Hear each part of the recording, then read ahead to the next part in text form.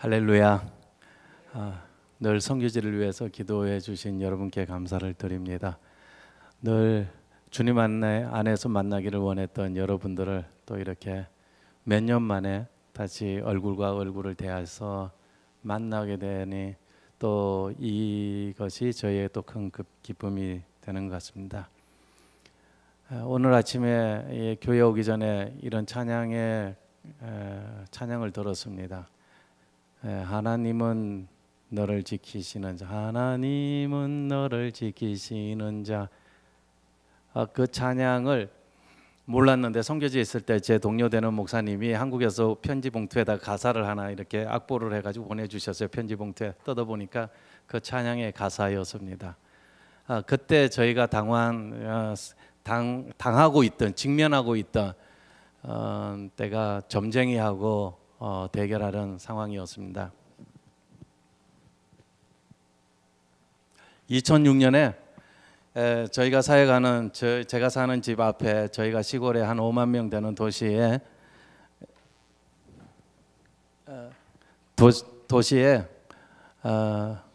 저희 집이 상가의 3층에 삽니다. 상가의 3층에 사는데 1층에 닭고기 팔고 계단 가운데 계단이 있고 한쪽은 닭고기를 팔고 한쪽은 배터리를 자동차 배터리나 이런 전기가 나갔을 때 쓰는 배터리를 팝니다.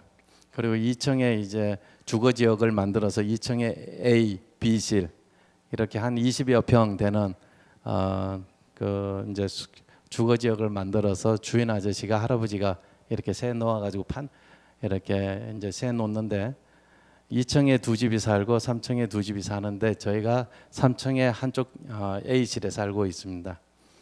그런데 B실에 되는 이제 저희 이웃 사람이 도미니카 이제 공화국 우리 이웃 사람이 이사를 가고 나서 한 가정이 아니죠. 한 집이 이사를 왔는데 그 집이 점쟁이였어요. 점쟁이가 이렇게 이사 왔는데 그 점쟁이는 저보다 키도 이렇게 크고 몸도 이렇게 아주 거구였고 그리고 콜롬비아에서 이 나라 국경을 넘어가지고 도미니카 공화국까지 와서 전빵을 차린 겁니다. 그런데 이 남자인데 늘 하얀 분을 바르고 그리고 빨간 립스틱을 얼굴에 칠하고 이렇게 손톱에도 이렇게 칠하고 점쟁이를 복도에서 문만 열고 나오면 바로 앞집이잖아요. 문 열고 나오면 바로 점쟁이하고 이렇게 마주칠 때는 굉장히 제가 섬뜩섬뜩한 그런 환경이었어요. 그래서 그런데 가장 가슴이 아픈 것은 제가 복음을 전했던 많은 사람들이 전빵을 찾아와서 점쟁이한테 가가지고 이렇게 물어보고 이렇게 하는 것을 볼 때 너무 마음이 아팠습니다. 동네 사람들이. 그런데 전빵을 찾아갈 때 도미니카 공화국에 이렇게 공원이 있으면 공원 주변에 전빵이 있는데 점쟁이를 찾아가면 점쟁이들이 번호를 가르쳐 줍니다. 로또 번호 같은 거요. 그런 사람들은 그 돈을 주고 번호를 사가지고 로또도 하고 이렇게 합니다. 그리고 그곳에서 또 파티도 하고 별의별 거 음악을 크게 틀어놓고 늘 밤마다 저희들이 이렇게 있으면 저희들이 겪는 그 영적인 이렇게 지금 라마단 기간이라고 했지 않습니까? 그랬을 때 우리의 가슴 속에 거룩한 부담이 있어야 됩니다. 그곳에 있는 선교사들이 겪을 그런 영적인 전투. 그 점쟁이하고 저희가 이렇게 마주칠 때마다 제가 숨떡숨떡하고 그래가지고 저희들이 늘 기도하면서 이렇게 했는데도 불구하고 전빵을 찾아드는 사람들은 너무나 많았어요. 막 석 달 동안 이상 계속 이사 온 지 석 달이 지나도 점쟁이 집이 너무너무 잘 되는 거예요. 그리고 밤마다 음악 틀어놓고 춤을 추고 그런데 100일쯤 되는 때에 저희가 그때 12월의 중간 달이었는데 2006년이었죠. 그때 이제 저희가 신학교가 있는데 그 신학교 졸업식을 하고 나서 밤 11시경에 이제 집에 들어왔어요. 수도 산토도밍고에서 신학교 졸업식을 하고 저희가 사는 집으로 왔는데 오니까 그 건물 자체가 거의 환락의 도시와 같은 막 음악을 얼마나 크게 틀어놓고 사람들이 춤을 추고 막 하는 그 모습을 저희가 직면하면서 저희가 계단을 올라가고 제 아내가 숙소로 이제 집으로 들어가고 저도 들어갔다가 제 마음 속에 이렇게 의분이 이렇게 막 올라오는 겁니다. 저 점쟁이를 죽여야겠다. 도저히 참지 못하겠다. 저희가 막 3층에 사니까 3층에 A, B인데 B실에 점쟁이 사는데 계단이 이렇게 있으면 이쪽 어떤 벽은 점쟁이가 사는 방하고 저희가 하는 거 붙어 있었어요. 이렇게 쿵쿵쿵 치면 저 방이 들려요. 점쟁이 방이요. 그런데 그래가지고 제 아내가 막 옥상에 올라가가지고 점쟁이 자는 방 위에서 막 이렇게 기도하면서 나사렛 예수 이름으로 옥상이니까 모르잖아요. 아래 점쟁이 있는 집 위에 올라가가지고 막 기도를 하는 그런 거룩한 부담을 가지고 늘 저희가 이렇게 살았는데 그날은 제 안에 그런 이렇게 의분인지 모르겠습니다. 저 점쟁이를 어떻게 해야겠다라고 하는 생각이 들어서 전방 문을 막 쾅쾅 두드렸어요. 그 집이니까요. 점쟁이 집을 막 쾅쾅 두드리니까 문을 열고 나오는 사람이 점쟁이였어요. 많은 사람들이 있었는데도 불구하고 점쟁이가 이 문을 두드리는 사람이 앞에 자기 전방 앞에 사는 목사고 선교사인 줄 알고 나오면서 문을 열고 주먹으로 저를 확 문을 열자마자 이렇게 저를 이렇게 치는 겁니다. 그럴 때 제가 이렇게 슬쩍 피했어요. 이렇게 이건 맞지 않았어요. 그런데 점쟁이 집 앞에 늘 화분 같은 게 있어요. 그 사람들이 장식하는 경우도 있지만은 어떤 화분을 두고 거기에 대해서 어떤 의미를 두고 있는데 그 화분을 들고 저에게 이렇게 팍 던지는 겁니다. 얼마나 이렇게 큰지요. 씨름 선수만한데 그것도 이렇게 싹 피했는데요. 피하고 나서 이렇게 붙었어요. 제가 이게 급이 다르잖아요. 근데 제 속에 그 의분 그게 하여튼 붙었어요. 그 복도가 이렇게밖에 여기서 이 정도 넓인데 거기에서 막 점쟁이하고 붙는데 점쟁이 손톱이 얼마나 긴지 그 매니큐어도 바르고 막 이렇게 등 이렇게 콱 집었는데 살이 찢겨 나갔어요. 이렇게 하면서 근데 밖에서 싸우는 소리를 듣고 제 아내가 나온 겁니다. 나와서 성경책을 들고 오면서 나사렛 예수를 명하노니 이 사탄 마귀야 물러가라 하면서 막 같이 점쟁이하고 붙었어요. 붙으니까 이 점쟁이가 제 아내를 치려고 그러는 겁니다. 완전히 그 마약에 취한 것처럼 환각에 취하고 술에 취하고 해가지고 막 나왔는데 도저히 안 되겠더라고요. 그래서 여보 들어가요. 집으로 들어가세요 하고 하니까 제 아내가 들어갔어요. 그러고 나서 제 마음속에 딱 생각이 드는 것이 뭐냐면 경찰을 불러야겠다. 점쟁이를 그냥 죽이려고 막 했다가 갑자기 두려운 마음이 들어가지고 경찰을 불러야겠다 해가지고 저희 집 앞에서 한 50m만 가면 경찰서가 있거든요. 그 시골에 도시에 경찰서가 있습니다. 경찰을 불러야겠다 해서 막 1층으로 뛰어내렸는데 점쟁이를 저를 잡으러 막 따라 내려오고요. 그런데 1층 딱 내려가니까는 문을 열려고 보니까 1층 현관문 있잖아요. 키가 없는 거예요. 제 주문이에요. 갑자기 머리가 부쩍부쩍 서는 거예요. 점쟁이는 뒤에서 저를 죽이러 내려오죠. 그 짧은 시간이었어. 짧은 시간에 제가 나갈 수도 없고 이제는 갈 길은 올라가는 길밖에 없는데 점쟁이는 내려오죠. 그래서 막 할 수 없이 이제 막 뛰어서 올라가면서 점쟁이가 저를 덮었는데 제가 이렇게 착 피하면서 막 여보 문 열어요. 문 열어주세요. 하면서 제 아내에게 근데 아내가 마침 밖에서 싸우고 있으니까 그 문 들어가자마자 그 자리에 있으면서 기도하고 있었는데 아내가 문을 열어줬어요. 문 열고 들어가서 이렇게 탁 잠궜어요. 휴 살았다. 이제는 점쟁이가 저희 집 문을 이게 콱콱콱 두드리는 거예요.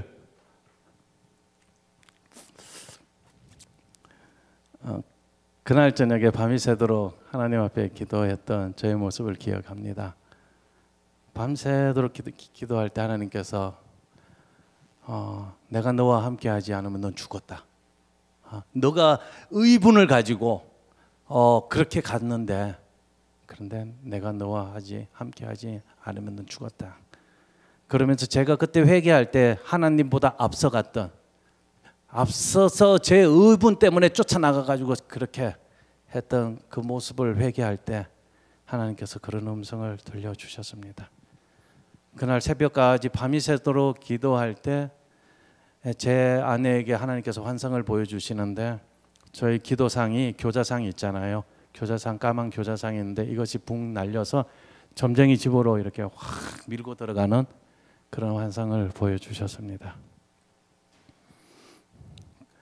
그러고 나서 중요한 것은 그날부터 그날부터 석 달 동안요. 그날부터 석 달 동안 점쟁이 집에 사람이 아무도 안 왔다는 겁니다. 놀랍지 않습니까? 저희가 날마다 전방에 사람들이 들어가는 그게 대한 거룩한 부담을 가지고 의분이 있어가지고 점쟁이 주기로 들어가려고 제가 했던 그 모습이었는데 제 자신을 철저히 회개하고 하나님께 모든 것을 내어드리고 기도할 때 하나님께서 기도상을 그곳으로 밀어넣고 그리고 점쟁이 집에 사람이 하나 들락날락하죠. 그 증거로 어떻게 하셨냐면요. 점쟁이가 집을 못 나와요. 전방을 못 나오니까 먹고 살아야 되잖아요. 먹고 살아야 되니까 음식이 없으니까요. 3층에서 줄을 매달아 가지고요. 밑에 닭고기 집에다가 돈 넣고 바구니에다 돈 넣어 가지고 이렇게 3층에서 내려 가지고 거기서 닭고기 사 가지고 이렇게 줄을 달아 올려 가지고 그렇게 먹고 하루하루를 지나다가 석 달째 되는 날 새벽에 저희가 기도하면서 나오는데 점쟁이가 도망가는 걸 보여주셨습니다. 동네 사람들이 하나님이 살아계심을 그리고 점쟁이가 거짓 때문에 눈으로 보게 하셨습니다. 그럴 때 제가 받은 편지 속에 악보가 있은 것이 바로 하나님은 너를 지키시는 자, 그 가사였어요. 그 찬양의 가사가 저에게 얼마나 가슴에 와닿았는지 모릅니다. 나의 우편에 좌편에서 너를 지켜주셨다. 그러지 않으면 너가 거기에서 육신의 장막을 접었을 것이다 라는. 그래서 오늘 그 찬양의 찬양의 소리를 이렇게 들으면서 그때 기억이 났습니다. 우리가 성도들이 신앙의 생활을 하면서 늘 묵상해야 될 것이 있다라고 하면은 주님의 오심입니다. 주님의 오심에 대해서 늘 묵상해야 됩니다. 주님의 오심은 대강절 때만 12월의 대강절 때만 묵상하는 것이 아니라 늘 우리의 삶 가운데서 주님의 오심을 묵상을 해야 됩니다. 제가 주님의 오심에 대해서 묵상을 깊이 있게 하다 보니까요. 그럼 주님이 어디서 오셨지? 라는 생각을 하게 됐습니다. 주님이 어디서 오셨지? 그 말은 결국은 우리가 가야 할 곳, 오늘 설교 제목에 우리가 가야 할 곳이 주님이 오신 곳이다 라는 그런 확신을 가졌습니다. 주님이 오신 그 곳까지 그러면 어떻게 잘 갈 수 있는가? 오늘의 본문은 우리에게 어떻게 잘 그곳까지 갈 수 있는지를 가르쳐 주고 있습니다. 첫째로 우리가 가야 할 곳, 그 제목은 우리가 그곳까지 어떻게 하면 잘 도착할 수 있는 방법을 가르쳐 줍니다. 주님의 오심은 요한복음의 저자 요한이 중점적으로 묵상했던 것, 하나님의 사랑과 여러 주제 중에 중요한 주제 중에 하나입니다. 그래서 요한복음 3장에 보면 주님께서 니고데모에게 거듭남에 대해서 말씀하시면서 요한복음 3장 8절에 바람이 임의로 불면 내가 그 소리는 들어도 어디서 와서 어디로 가는지 알지 못하나니라는 내용이 있습니다. 그 내용은 주님이 어디서 와서 어디로 가는지에 대한 암시를 나타내주고 있습니다. 그리고 요한복음 3장 13절에 보면 주님에 대한 표현에서도 주님이 어디서 오셨는지를 알 수 있습니다. 하늘에서 내려온 자, 그렇게 되어 있습니다. 하늘에서 내려온 자, 인자, 하늘에 올라간 자. 이 모든 세 단어가 세 가지가 동격을 나타냅니다. 주님이 어디서 오셨는지를 가르쳐 줍니다. 그 다음에 요한복음 3장 15절과 16절, 3장 16절 너무 잘 알지 않습니까? 3장 15절과 16절에 이 단어가 있습니다. 그를 믿는 자마다 라는 말이 있습니다. 그를 믿는다라는 말은 헬라어로 피슈티온인데, 피슈티온이 현재 분사형입니다. 그러니까 예수를 믿는 믿음의 행위가 늘 현재 형이어야 된다는 것을 가르쳐주고 있습니다. 자, 보십시오. 하늘에 올라간 자, 예수 그리스도를 구주로 고백하는 자들의 믿음이 현재형으로 늘 표현되어야 한다는 것입니다. 내가 예수를 믿은 지 20년, 50년 그때가 중요한 것이 아니라 이 시간에 예수를 그리스도로 고백하지 않으면 우리가 가야 할 곳, 그곳까지 갈 수 없다라는 것입니다. 우리가 믿는 믿음의 행위는 바로 현재의 행위고, 이런 믿음의 행위를 계속적으로 나타날 때 선교적인 삶을 살 수가 있는 것입니다. 예수님이 이 세상에 오셨을 때의 모습, 또 그와 같은 모습이었습니다. 우리는 이렇게 얘기합니다. Our God is a missionary God이라고요. 하나님, 우리들의 하나님은 선교사 하나님이시다. 그렇게 합니다. 그분이 이 세상에 오셔가지고 살았던 삶의 형태가, 라이프 스타일이 선교적인 삶이었고, 늘 현재형의 모습으로 십자가 상에서까지 부활하신 후에도 그 믿음의 행위를 보여주셨다. 그와 같은 모습으로 살아가는 것, 주님이 이 세상에 오셨을 때의 모습을 한번 여러분 기억해 보십시오. 주님의 모습은요, 어떤 군주의 모습으로 오신 것도 아닙니다. 어린 아기의 모습으로, 아이의 모습도 아니에요. 어린 아기의 모습으로 이 세상에 오셨습니다. 그 아기의 모습은 일반적으로 아무것도 할 수 없는 순결함의 모습, 연약함의 모습입니다. 우유를, 모유를 주면 그냥 먹고, 그 아기 생각해 보면 아기는 얼굴 우유 먹고 빵긋빵긋 웃고 울고 하는 모습을 상상할 수 있습니다. 그리고 아기는 연약한 모습이기에 아무것도 스스로 할 수 없는, 참으로 누군가를 의지할 수밖에 없는 존재입니다. 아기는 전적으로 엄마를 의지합니다. 엄마의 손을 떠나서는 살 수가 없습니다. 아기가 엄마를 전적으로 의지하듯이, 의지한다는 것은 1%의 자아가 없습니다. 100% 엄마를 의지하는, 그 의지하는 모습입니다. 아기가 엄마를 전적으로 의지하듯이 우리 모두는 주님을 의지해야 합니다.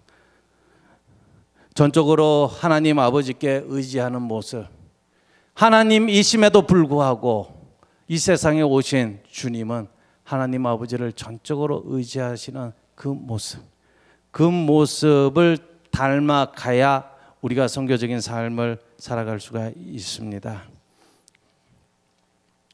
선교사가 선교지에 처음 도착했을 때 바로 어린아이와 같은 모습입니다. 빵은 어디서 사야 할지, 병원은 어디에 있는지, 아이 학교는 어디에 보내야 하는지 아무것도 모르는 상태에 새로운 환경에 접하게 됩니다. 이렇게 머리는 어른이에요. 선교사님들 다 뭐 30대, 40대, 50대 이렇게 선교지에 가는데 머리는 어른이지만은 아무것도 할 수 없는 상태에서 오는 스트레스는 상상을 초월합니다. 선교사뿐만 아니라 선교사 가족들도 동일합니다. 저희 아이가 2살 때 선교지에 갔습니다.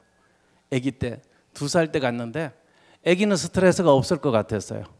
그런데 아기도 스트레스가 너무 심하니까요, 여러 가지 몸의 현상으로 나타나는데 저희 아이는 응아를 하지 않았어요.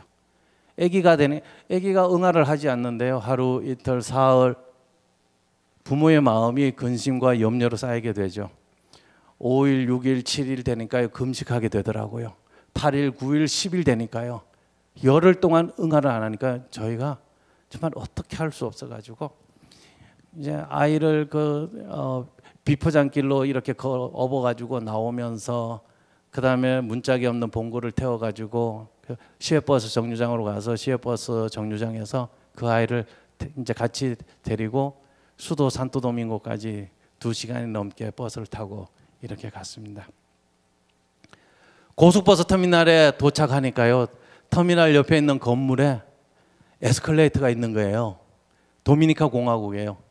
그 나라 전체에 에스컬레이터가 1층에서 2층 가는 게 하나밖에 없어요. 나라 전체예요.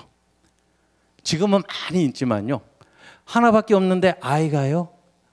그 에스컬레이터를 보고 롯데월드 디즈니랜드 온 것처럼 너무 좋아가지고 그걸 계속 막 하루 10번도 더 타요. 계속 이렇게 타면서 응아했어요. 완전 스트레스가 한 방에 다 날아가는 거예요.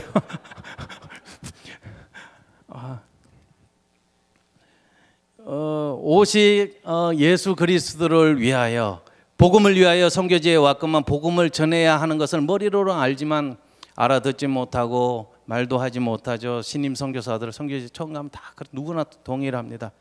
어디로 가야 할지 못하고 음식도 다르고 전기도 잘 안 들어오고 저희가 사는 집은 지금도 전기가 매일 나가고 수돗물도 일주일에 2번밖에 들어오지 않아요.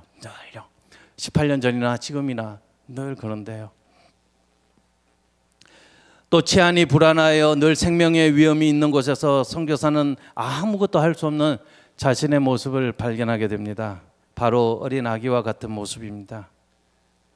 그래서 선교사들은 하나님을 온전히 의지하게 되는 것을 배우고 의지하게 되는 것입니다. 그리고 주님을 의지하면서 주의 복음을 전하기 위해 한 걸음씩 나아갑니다. 2010년에 10월 21일 날, 1월 12일 날 IT에 지진이 발생했습니다. 근데 지진이 발생하고 나서 10달이 지난 후에 IT에 콜레라가 발생을 했습니다. 제가 열심히 사역하고 있었던 지역이 바로 생막인데 생막이라는 곳에 조금 더 올라가면 거기에서 강이 있는데 거기서 콜레라가 창궐한 것입니다. 그래서 유엔군들이 차를 가지고 저 IT 수도 포르트프랑스에서 쌍막까지 2시간 정도 이상을 쭉 달려왔습니다. 그곳에서 길을 통제하기 시작했습니다. 사역하는 사람들을 다 철수를 시켰습니다. 그래서 저희들도 콜레라가 번지기 전에 수도로 옮겨왔습니다. 그런데 옮겨오고 나서 하루 이틀인가 지나고 나서 수도에도 콜레라가 번지기 시작했습니다. 그 당시만 해도 1000명이 죽었다. 계속 2000명, 5000명 계속 늘어나는 겁니다. 그래서 10,000명 이상 그리고 15만 명 이상이 콜레라에 감염되는 그런 어려운 일들이 있었습니다. 콜레라는 예상했던 것보다 굉장히 빠른 속도로 확산되었고 치료할 의료진도 없었고 의약품도 없었고 위생용품도 없었습니다. 그리고 시체를 수거할 비닐봉지도 없었습니다. 저희가 콜레라 그 발생 지역에서 돌아왔을 때요, 수도에 왔을 때에 또 수도까지 콜레라가 왔지 않습니까? 함께 사역하는 여러 목사님들과 동역자들이 있었는데 그런데 나가가지고 그 사람 구호 활동을 할 수가 없었습니다. 왜냐하면 순식간적으로 저희들 공동체 안에 사역하는 구호팀 공동체 안에 두려움이 엄습했는데요. 우리가 콜레라에 걸리면 어떡하지라는 염려와 근심이 쌓이게 됐습니다. 그러니까 한 걸음도 나갈 수 없는 거예요. 나가는데 그 소독약을 바르고 세니타이저나 그 있잖아요. 그 소독약을 손에 바르고 탁 하고 가는데도요. 신뢰가 서지 않는 겁니다. 가서 물을 주면 물을 마실 수도 없었고요.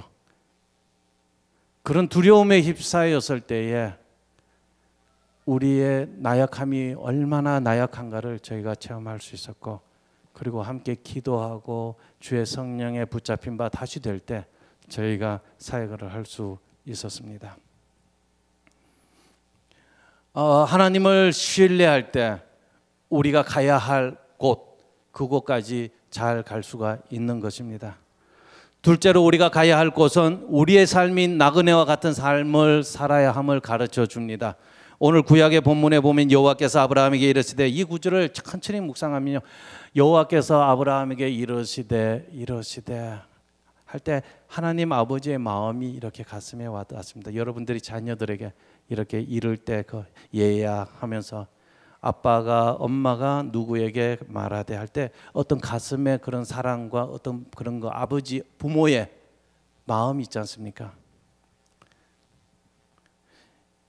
그래서 하나님께서 아브라함에게 원하시는 것이 있다는 것입니다. 하나님께서 아브라함에게 이르시되 그 원하시는 것, 그것은 아브라함이 자신의 고향과 친척 아비 집을 떠나 하나님께서 보여줄 땅으로 가는 것입니다. 순례자의 삶을 사는 것입니다. 그와 같은 삶을 살 때 큰 민족을 이룰 수 있으며 아브라함의 이름이 창대케 되리라. 복의 근원이 되리라, 복이 되리라고 말씀을 하십니다. 복의 근원이라는 말이 헬라어로 베락합니다. 히브리어로 베락한데요. 그거는 명사로서 두 가지 뜻이 있습니다. 복이라는 뜻도 있고 우물이라는 뜻도 있습니다. 그리고 동사로서의 기능을 할 때는 무릎을 꿇다라는 뜻입니다. 이 세 가지 뜻을 조합을 한번 해보십시오. 우리가 무릎을 꿇을 때 우리가 하나님의 복이 될 수 있으며 우물이 가지고 물을 나눠주는 기능처럼 우리가 하나님의 축복을 나눠줄 수 있다. 복의 근원 맞죠? 예, 그러지 않습니까? 우리가 하나님 앞에 무릎을 꿇고 이렇게 나아갈 때 그런 나그네의 삶을 사는 것이 복의 근원이 될 수 있다. 그리고 우리가 가야 할 곳까지 잘 갈 수 있다. 저희 아이가 선교지에 도착해서 선교지에서 한 번도 학교를 가본 적이 없습니다. 홈스쿨링을 해가지고 졸업을 했습니다. 고등학교 12학년 과정을 아기 때부터요. 그러니까 한국에 대학을 가려고 하니까 대학에서 받아주는 학교가 하나도 없더라고요. 근데 그 홈스쿨링 교재에 소셜 스터디스라는 과목이 있는데요. 매스도 있고 다 똑같이 있지 않습니까? 그게 책에 과학은 이런 과학이에요. 하나님께서 그 선교사님 자녀들을 위해서 또 만든 그런 교재 비슷한 건데요. 거기에 보면 하나님께서 화강암을 만드셨는데 뭐 이렇게 합니다. 수학에도 오늘은 남자 성도가 50명이 왔고 여자 성도가 30명이 왔는데 총 예배에 참석한 분은 몇 명입니까? 이게 수학 문제예요. 꼭 그렇게 되어 있어요. 그러니까 사회 문제도 거기에 무디 선생님이 어떻게 살았는데 거기에 그런 내용들이 다 거기 있어요. 허드슨 테일러, 유명한 허드슨 테일러의 삶 속에서 삶을 배우는, 사회를 배우는. 거기에 보니까요, 하나님의 영을 가진 사람을 영어로 뭐라고 표현했냐고 하면요, 하나님의 영을 가진 사람을 a good and simple man이라고 되어 있습니다. 제가 그거 내용을 보면서 굉장히 놀랐습니다. 착하고 그리고 어떻게 보면 선하고 단순한 사람이 하나님의 영을 가졌다라는 것입니다. 방언을 한 사람들이 하나님이 함께 하심에 대한 증거일 그러니까 표시일 수도 있지만은 단순한 삶을 살아갈 때 우리 안에 하나님의 현존하심이 거한다라는 것을 가르쳐 줍니다. 보십시오. 나그네의 삶을 사는 것이 거기에 하나님의 임재하심, 하나님의 영이 거하고 우리가 가야 할 곳까지 잘 갈 수 있다는 것을 가르쳐 줍니다. 저희는 지금까지 이렇게 선교지에서 침대에 자본 적 없어요. 제가 어제 저녁에도 침대에서 잤는데요. 선교지에서는 그 상가 3층에 매트리스를 저희가 깔고 잡니다. 제가 제 아내에게 침대를 사주고 싶어요. 돈이 없어서 침대를 못 산 건 아니에요. 그러나 침대를 사주고 싶지만 제 아내가 그렇게 얘기하더라고요. 그냥 바닥에 등 안 대고 매트리스에 등 대고 잠자는데 불편함이 없다는 겁니다. 그래서 저는 컵에요. 이가 빠지잖아요. 이렇게 깨지면 이 빠졌다고 그러잖아요. 컵이요. 한국말로요. 그러면 저는 물 마시다가요 입술이 비릴까 봐요. 그런 컵을 가지고 물 마시는데 굉장히 어떤 그런 느낌이 옛날에 있었어요. 근데 제 아내는 물이 안 샌다는 거예요. 컵에. 물이 안 새면 되지 그렇게 얘기를 합니다. 그래 그 밥그릇도 이가 빠지면 기분이 안 좋은데 밥그릇에 밥을 알랑미를 담더라도 알랑미 얼마나 잘 돌아다닙니까? 그 알랑미 있잖아요. 이렇게 날아다니는 밥알이요. 그거 공기에 담으면 막 날아가는데 이까지 빠졌으면 더 많이 날아갈 것 같은데.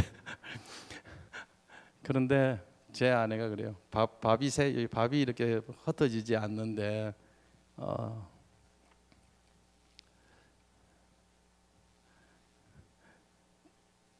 또 하나 이런 거 있어요. 저희가 살아가면서 이렇게 저는 젓가락 있잖아요.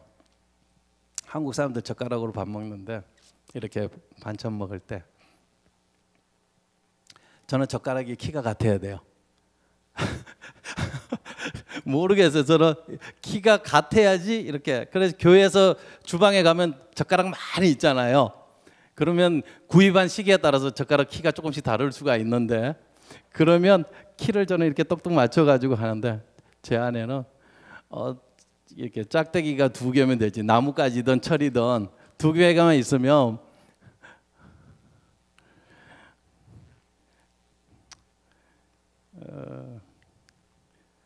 제가 어떨 때는 아내에게 되게 미안한 마음이 많이 들어요.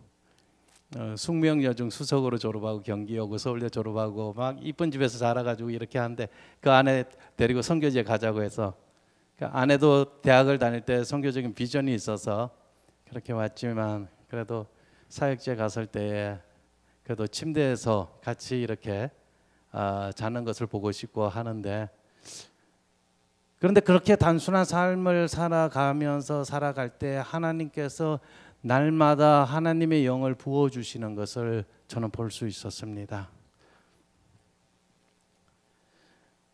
헨리 나우엔이라는 유명한 영성가가 있습니다. 1971년부터 예일 대학 교수로 재직할 때 그의 강의실에는 늘 학생들로 가득 찼습니다. 사람들은 그를 존경했습니다. 그러나 그는 자기가 유명하면 할수록, 강의를 할수면 사람들이 존경하면 존경할수록 더 영적인 공허함에 빠져들었습니다. 그래서 1981년에 페루의 한 빈민가에 갑니다. 그곳에서 삶을 그들과 함께 살지만 그 안에서 많은 갈등과 그들의 모습, 그 사람들이 살면서 싸우는 모습, 그것을 보면서도 이곳은 아니다라고 하면서 다시 미국으로 돌아옵니다. 1981년에 하버드 대학에서 강의를 시작을 합니다. 그러나 다시 하버드 대학에 와서 강의를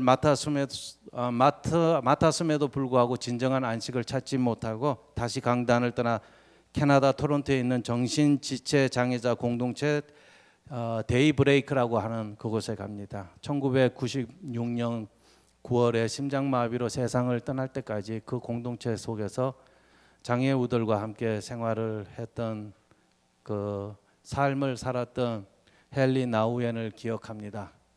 이것은 우리에게 많은 것을 가르쳐 줍니다. 나의 삶의 자리가 부유해지면, 나에게 부족한 것이 없으면 없을수록 나그네의 삶을 살기가, 단순한 삶을 유지하기가 쉽지 않다는 것을, 우리에게 주님이 자리 잡을 공간이 적어지게 되는 것을 보여줍니다. 사람들은 누구나 자신의 관심 분야에 투자하기를 좋아합니다. 동의하시죠? 자전거를 좋아하는 사람은 1,000만 원이 넘는 자전거를 사는 것을 봤습니다. 오디오가 좋아하는 사람은 1억이 넘는 오디오를 집안에 갖춰놓는 것을 보게 됩니다. 그리고 시계나 핸드백이든 명품이든 자동차든 자기가 관심 분야에 모든 것을 투자하는 것에 아끼지 않습니다. 심지어 자녀에게 투자하는 것은 밥을 굶어가면서까지 투자를 합니다. 이제는 21세기가 되어가지고 시대가 바뀌니까요. 이제는 명품을 구입하는 것도 좋지만 내가 명품이 되어야겠다고 젊은이들은 생각을 합니다. 그리고 자신의 스펙을 쌓는 데 최선을 다합니다. 좋습니다. 저는 동의합니다. 예수를 믿는 사람들은, 예수쟁이라고 하면, 예수를 그리스도로 고백하는 사람이라고 하면 하나님께서 주시는 축복을 누릴 권리와 책임이 있습니다. 그런 것을 누려야 되고 누릴 권리가 있습니다. 그러면 그런 권리와 책임 누리는 가운데에 한 단계 더 나아가서 신앙에 있어서 그 종교를 갖는 것, 세상의 많은 종교 중에서 신앙을 갖는 것에 있어서 우리는 예수님을 믿고 구주로 고백하고 있는데, 저는 예수를 믿는다는 것은 명품 중에 명품을 가졌다고 믿습니다. 영생을 소유했다고 고백한다면 이 일에 우리는 모든 것을 투자해야 합니다. 우리의 생명까지, 우리의 삶까지 투자하는 그런 선교적인 삶을, 그래야만 우리가 가야 할 곳까지 우리가 잘 갈 수가 있는 것입니다. 예수님께서도 마태복음 13장의 천국 비유에서 이렇게 말씀을 하십니다. 감추인 보화를 비유로 말씀하시면서 그 밭에 진주가 있으면 자기의 가진 모든 것을 팔아서 그 밭을 산다고 합니다. 맞지 않습니까? 우리가 연합 한인교회 마당에 저 밭에 옛날에 텃밭이 있었잖아요. 텃밭에 진주가 있다고 해보십시오. 교인들이 서로 그 땅을 10배 주고 다 살려고 그럴 겁니다. 모든 옆집에 있다면. 그게 사실이죠. 투자하죠. 제가 신학교 다닐 때 신학교 교수님 중에 늘 이런 표를 가지고 사시는 분이 계셨습니다. 생사위주. 집에 가도 생사위주라고 이렇게 적어놨어요. 사나 죽으나 주를 위하여 산다는 뜻입니다. 로마서 14장 8절에 우리가 살아도 주를 위하여 살고 죽어도 주를 위하여 죽나니 그러므로 사나 죽으나 우리가 주의 것이로다 고백한 사도 바울을 기억합니다.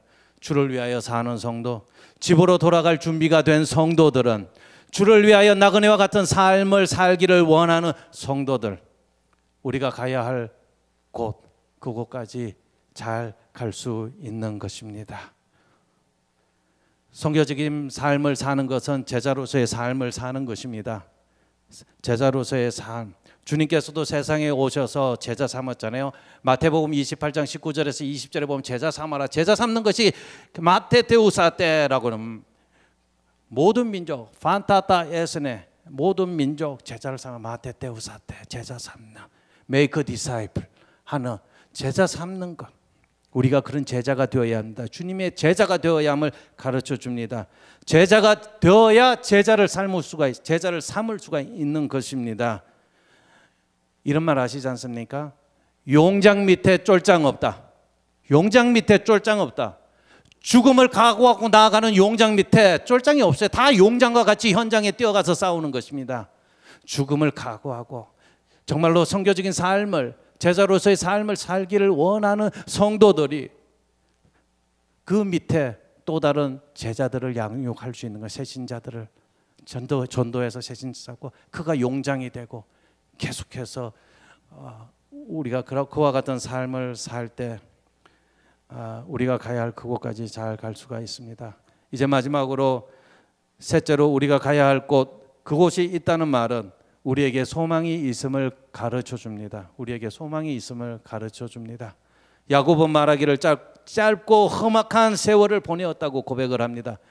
그 모습을 볼 때 이 세상의 삶이 그리 평탄치 않음을 보게 됩니다. 여러분들도 민족과 조국을 떠나서 이곳 타문화권에 와서 삶의 터전을 개척하면서 그 살아가는 이민자의 삶이 그리 평탄치 않음을 저는 잘 압니다. 우리의 삶이 그렇다는 것입니다. 그러나 우리가 이러한 삶을 이기고 나아갈 수 있다는 것은 우리가 가야 할 곳이 있다는, 그곳이 있기에 우리에게 소망이 있다는 것을 가르쳐 줍니다. 도미니카 공화국에서 사역하면서요, 허리케인이 왔을 때 함께 신앙생활을 하던 성도들이 한꺼번에 교회가 다 허리케인에 의해 가지고 쓸려 내려가서 사망한 경우도 봤습니다.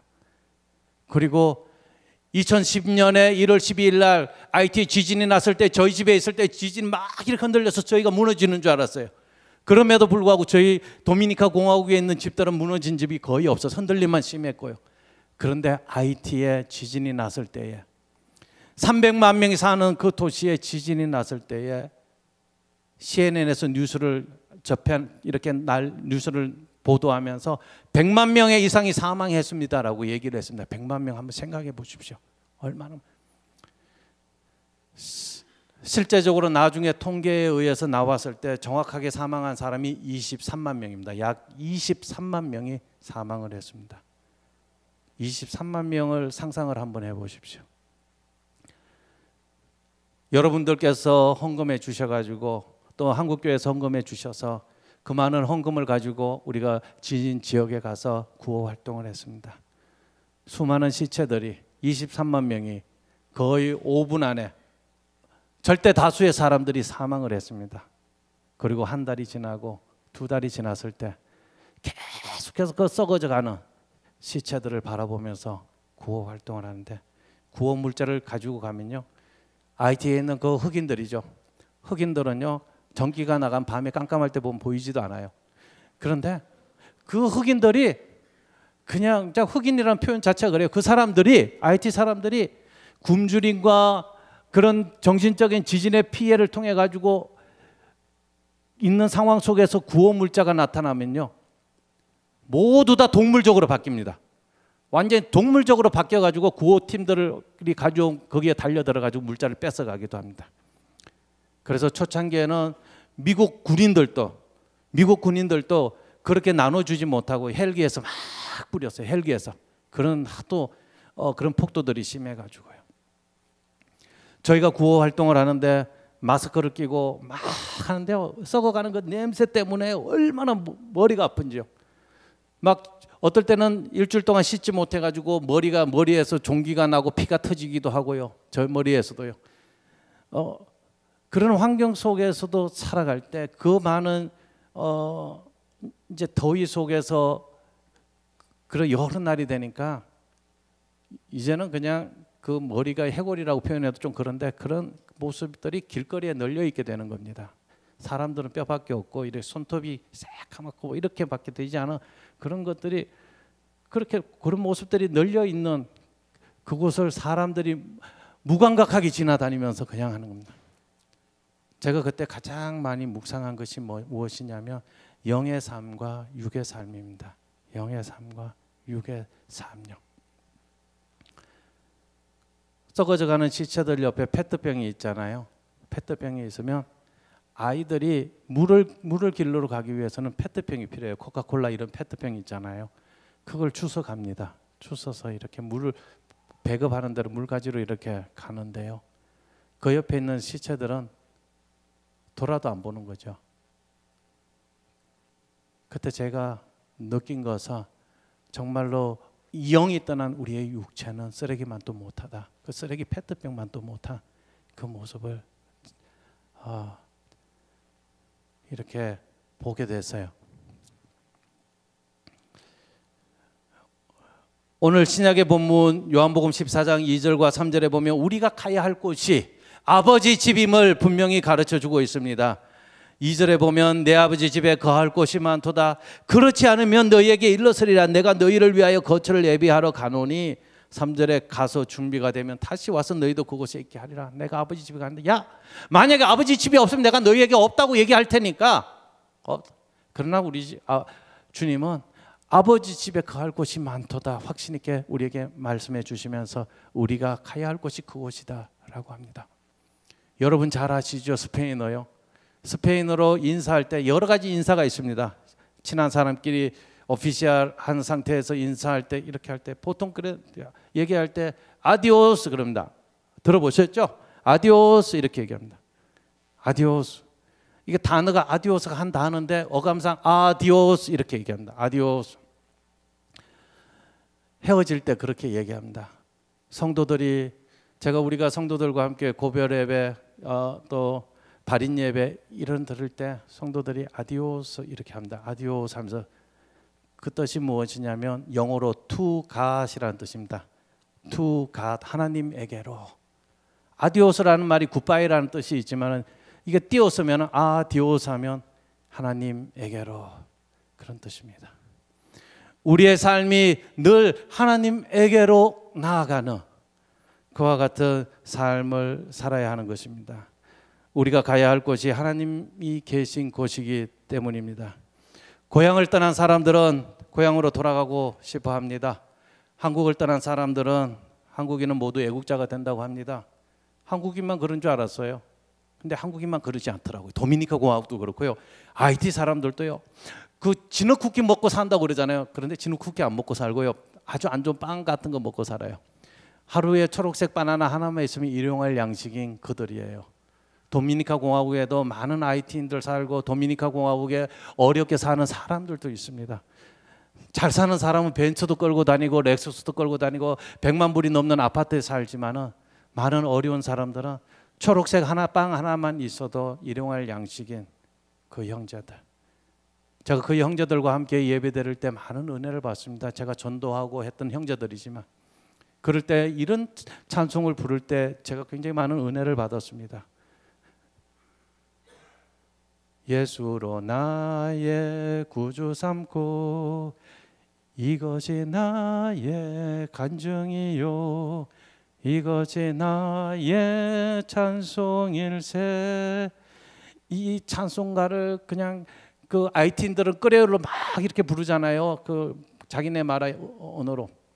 그럴 때 제 속에 이렇게 하나님 1년에 반팔 티셔츠 1년 내내 더우니까 반팔 티셔츠 하나만 있어도 족한 이들,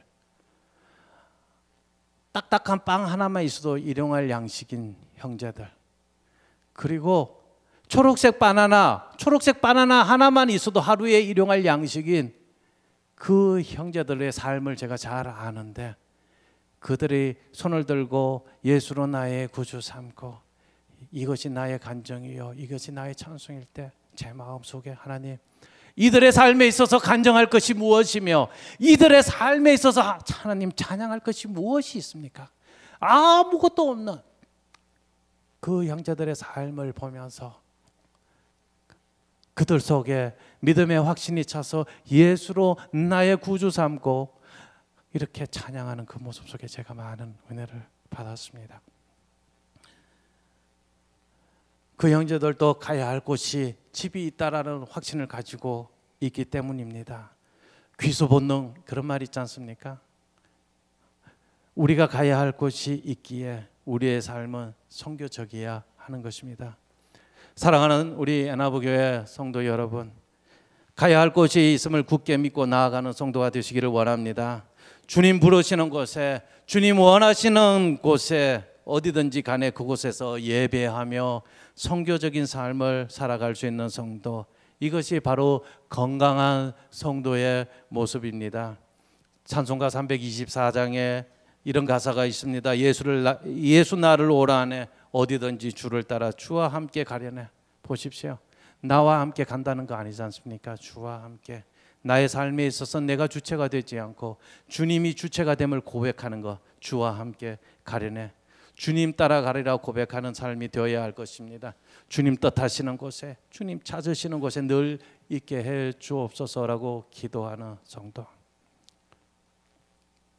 제가 1분 안에 마칩니다. 17세기 개신교 선교를 이끌었던 모라비안 공동체가 있습니다. 진젠도르프가 그 공동체를 만들었습니다. 진젠도르프가 십자가에 달리신 예수 그리스도의 십자가 밑에 쓰인 글이 이런 글씨가 있었습니다. 내 너를 위해 몸을 버렸건만 너는 나를 위해 무엇을 하느냐. 내 너를 위해 몸을 버렸건만 너는 나를 위해 무엇을 하느냐 라는 말에 성령의 깊은 음성을 듣고 남은 생애를 선교적인 삶을 살았다라고 얘기합니다. 그 공동체가 그를 본받아 선교적인 공동체가 되었음을 선교 역사는 보여주고 있습니다.